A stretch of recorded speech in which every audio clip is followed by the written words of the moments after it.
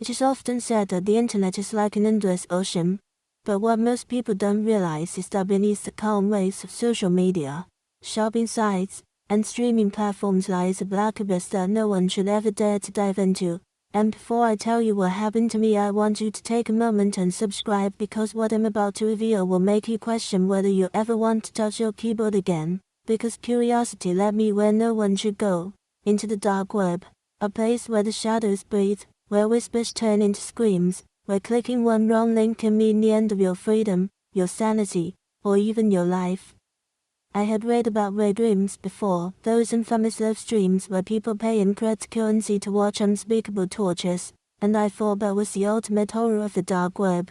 But the night I descended into that hidden network, I found out that red rooms were just the surface, just bait to lure people like me into something much worse. Because what I stumbled into was not entertainment for sadists, it was a machine built to consume identities, bodies, and souls.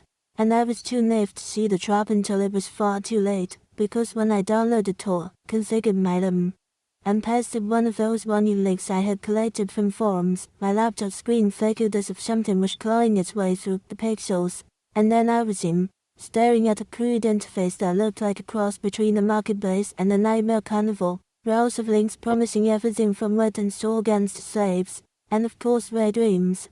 Always the red rooms, glowing like sinister neon signs calling moths to the flame. But something else caught my eye, something I didn't remember copying. A link titled simply "The Gate," and before I could stop myself my cursor hovered, clicked, and the screen turned black, only to fill with cascading lines of code that weren't just displaying, they were writing themselves into my system, tunneling through my firewall, eating into my drives, and I realized too late that my laptop was being hacked. And not just hacked in the sense of stolen passwords or hijacked accounts, but overtaken, possessed.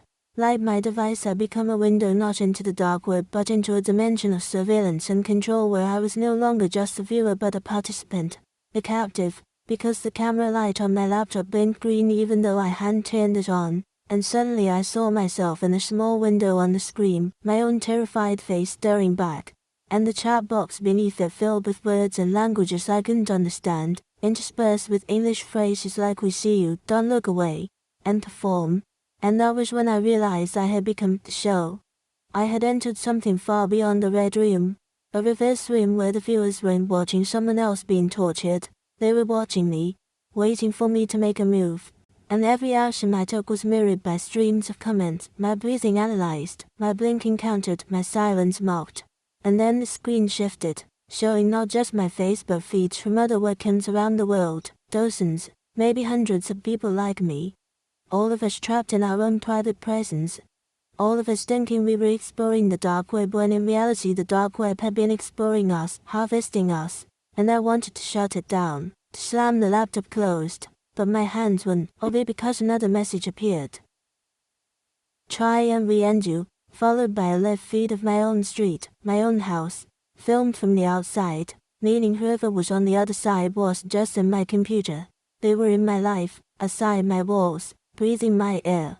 And the screen began displaying files from my desktop, my documents, my private photos, everything being dragged and dropped into a bottomless void labeled archive.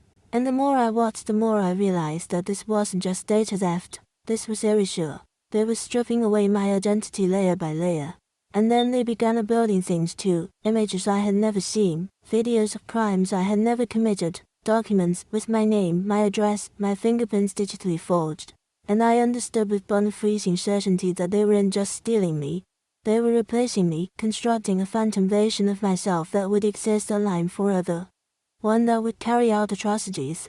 One that would be hunted by authorities. One that would stain my name long after my body was gone. And I screamed but no sound came out, because my microphone had been hijacked and my voice was now just another data stream feeding into their abyss. And as I sat there, helpless, the screen showed me a final image, a live video of a room I didn't recognize, sterile, white walls, a chair in the center, restraints hanging loose, and then a message appeared. Seat reserved, followed by my own name, and the stream cut to black, leaving me alone with the soft hum of my laptop fan. But I knew I wasn't alone.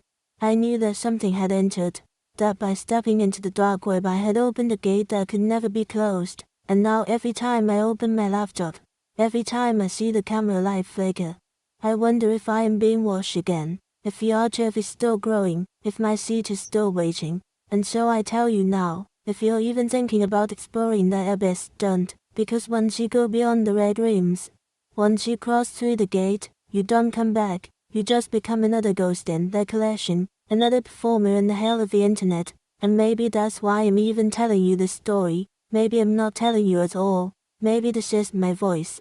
Maybe this is the archive speaking through me, using me to pull you closer, to make you curious, to make you click. So go ahead, subscribe, because one day soon it might not be me on the screen, it might be you.